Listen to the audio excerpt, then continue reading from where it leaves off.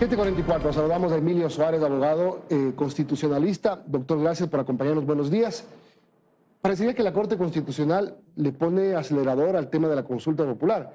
Ya hay los dictámenes o los informes de dictamen de las tres juezas que están analizando las 19 preguntas que quedan. Así es, buenos días, estimado Milton, un gusto para mí estar esta mañana compartiendo con la audiencia de Teleamazonas. Efectivamente, el día de ayer se hizo público que hay tres juezas que ya han remitido sus proyectos de dictámenes al Pleno de la Corte. Hay que distinguir de qué se tratan esos dictámenes. Recordemos que tenemos dos procesos plebiscitarios diferentes y un proceso de enmienda a la Constitución. Los dos procesos plebiscitarios, la Corte ya se va a pronunciar sobre la constitucionalidad o no de las preguntas. En cambio, el proyecto de enmienda, lo que va a hacer la Corte Constitucional es emitir un dictamen de vía y luego de que eventualmente la Corte diga que esas preguntas sí pueden ir vía enmienda a la Constitución, entrará en un segundo momento la Corte de emitir un dictamen de constitucionalidad. Ese tema de la vía, ese es el que no tiene plazo. Exactamente. El de vía no tiene plazo y el dictamen de constitucionalidad empieza a contarse los 20 días que establece el 105 de la Ley Orgánica de Garantías Jurisdiccionales a partir de que la jueza aboca conocimiento. Ahora, la Corte puede decir, estas preguntas son vía enmienda y estas son vía reforma parcial. ¿Qué pasa si es que es enmienda? ¿Van a la consulta? Si son reforma parcial, ¿no pueden ir?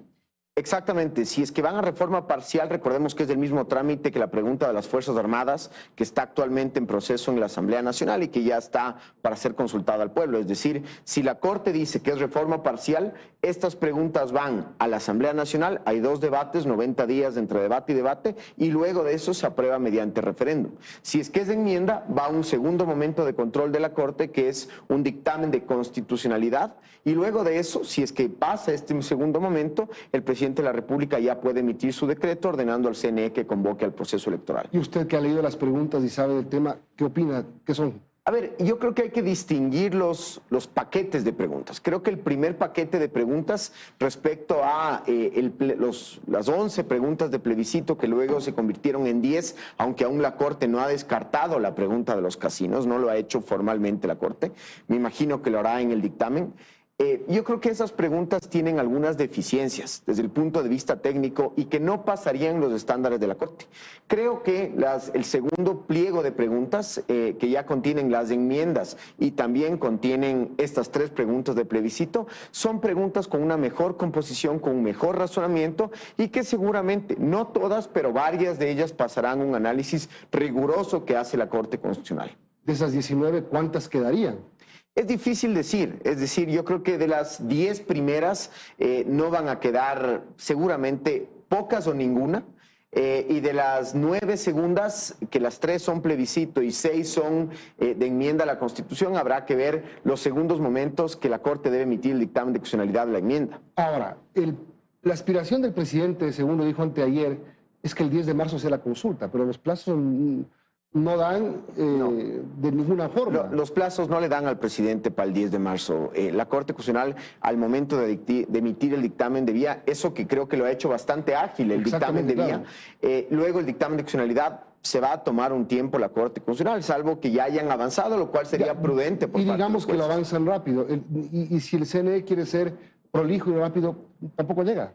Sí, es bien complejo porque una vez que la Corte emite los dos dictámenes, esperemos que el presidente de la República, creo que sí va a ser consciente de los recursos públicos porque una consulta tiene sus costos y ingentes costos para un escueto Estado en materia financiera, y lo que va a hacer el presidente seguramente es acumular las preguntas de plebiscito y de enmienda, lo cual ha pasado con Guillermo Lasso, con Lenín Moreno, con Rafael Correa, va a acumular y va a lanzar una sola consulta popular a la ciudadanía.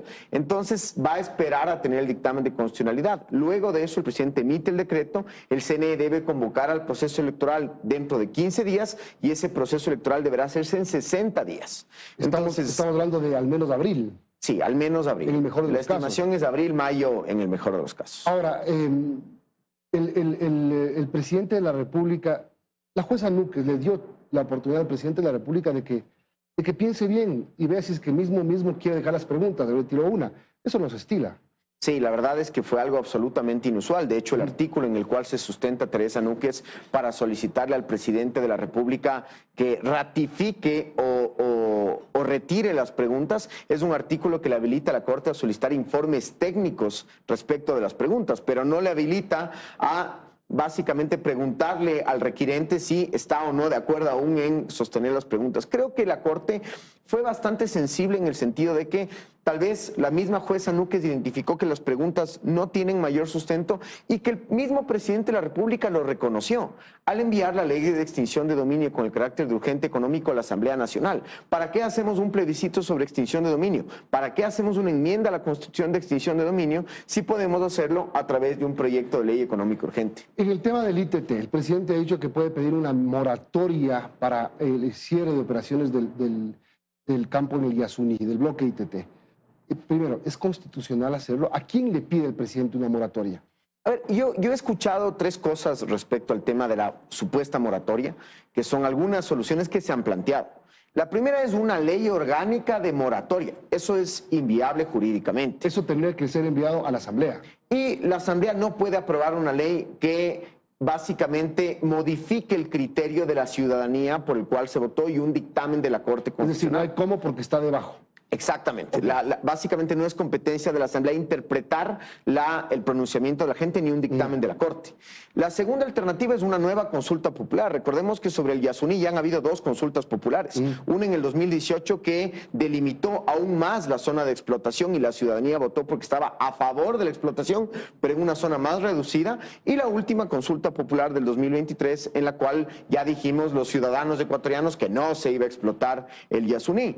Y entonces la alternativa sería una nueva consulta popular que no deje sin efecto. Yo creo que una consulta popular podría ser modulada en el sentido de que se permita, por ejemplo, que se continúe con la explotación solamente de este bloque, pero que se bloquee cualquier exploración futura. Por ejemplo, podría hacer algo. Obviamente esto tiene sus costos políticos, no es rentable políticamente y la ciudadanía difícilmente va a engancharse con una pregunta que es contraria o que va a modular algo sobre lo cual ya se pronunció. Pero por eso viene la tercera alternativa, que para mí es la más viable que tiene el presidente de la República, y es solicitar a la Corte Constitucional que module la interpretación que la propia Corte realizó. Para mí en un dictamen bastante polémico de la Corte Constitucional, que la Corte module la interpretación que realizó en cuanto al cese y al plazo que dio. Porque, ojo, la pregunta que nosotros votamos no establece ningún plazo. La pregunta dice textualmente, ¿está usted de acuerdo con que el gobierno ecuatoriano deje bajo el subsuelo el crudo del bloque 43 del ITT? Punto, no dice nada más. Luego la Corte, en una polémica decisión, interpretó la pregunta y dijo que además, obviamente, naturalmente, esa pregunta de hace 10 años, porque esa pregunta se presentó hace 10 años y hay que reconocer que los yasuníes han sufrido una agonía en el sistema jurídico ecuatoriano. Sin embargo, esa fue una pregunta hace 10 años en otro contexto donde no había una explotación. La Corte interpretó esa pregunta y dijo que naturalmente se entiende que los proponentes querían también que la explotación actual se deje sin efecto y en el plazo de un año. Y ese plazo de un año la Corte lo realice, el argumento, es porque de los contratos que la Corte ha podido revisar, la mayoría de ellos, textualmente, vencen entre el 2023 y el 2024. Por tanto, el presidente o el gobierno debe cerrar el Pozo 43 en el plazo de un año. Entonces, creo que incluso inviable, técnica, jurídica, económicamente cerrar el pozo petrolero en el plazo de un año. Técnicamente porque los técnicos han indicado que efectivamente se demora mucho tiempo el cerrar. No es cuestión de cerrar una llave y se cerró el pozo. Económicamente, estamos hablando de más o menos, según estimaciones, 1.300 millones que genera ese pozo y además entre 600 y 1.000 millones, según explican los técnicos, cerrar el pozo petrolero. El Estado ecuatoriano está pasando por una crisis fiscal terrible. Ahora es un mérito pagar sueldos al sector público y queremos destinar 500 a 1.000 millones de dólares para cerrar un pozo petrolero y dejar de recibir 1.300 millones de dólares. Por eso, estimado Milton, creo que hay que ser muy conscientes de que es muy peligroso que se hagan este tipo de consultas populares. Es muy peligroso que en el Ecuador se consulte a la ciudadanía respecto de temas técnicos que no conocemos el alcance. Si uno revisaba la pregunta cuando fue a votar, no conocía el alcance, no conocía las circunstancias de que esto es más o menos del 12% de la producción nacional de petróleo. ¿Quién se encarga de hacer esto con la Corte? El mismo presidente de la República le tendría que pedir a la Corte esta moratoria, que entienda bien lo que interpretó en su momento la Corte Constitucional, porque hasta cierto punto es pedir a la Corte que rectifique lo que interpretó. Exactamente. Lo que la Corte debe hacer es modular por una imposibilidad técnica y económica su propio dictamen. ¿Por iniciativa propia? A ver, la Corte, esta fase de seguimiento que recordemos, ya se activó la fase de seguimiento el año anterior cuando el Consejo Nacional Electoral le pidió que module una de las decisiones que la Corte tomó en este dictamen. Ahora lo que se trata es de continuar con esa fase de seguimiento y solicitar a la Corte que, en base, y esto es algo muy importante, el presidente debe presentar esta solicitud de activación o reactivación de la fase de seguimiento con mucho sustento. Es decir, no puede ser una petición escueta de una carilla. Tiene que ir acompañada de todos los sustentos técnicos de por qué se demora en cerrar, económicos de por qué es inviable cerrar en este momento, e incluso sociales. La provincia de Orellana, acabo de ver hace un momento en el análisis económico que se realizó aquí en el canal, es del 6% del PIB ecuatoriano. ¿A qué se debe? Justamente a una activación económica en base al ITT. ¿Cuáles son las respuestas que el gobierno va a dar a esa provincia cuando se cierre el pozo petrolero y al resto del país? Está clarísimo. Solamente un tema para terminar que tiene que ver con la designación del nuevo presidente de la Corte Nacional de Justicia.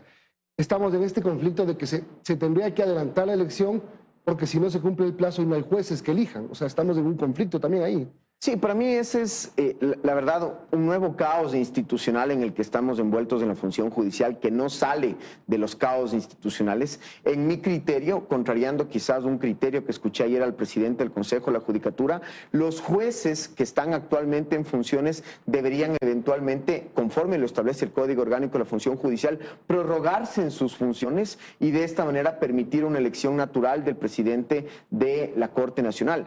Yo creo que sí es sano que se anticipe eventualmente la votación de la elección del presidente para finalmente contar con un presidente. Recordemos que el presidente de la Corte Nacional ejerce funciones jurisdiccionales y muy importantes, extradiciones y ejerce algunas otras atribuciones Esta importantes. prórroga de los jueces que se tienen que ir sería la prórroga que la planteó en su momento Wilman Terán cuando era presidente o una prórroga, digamos, más temporal. No, el Código Orgánico de la Función Judicial, a ver, lo que hizo el Consejo de la Judicatura fue decir, estos jueces ya no duran 3 años, duran 9.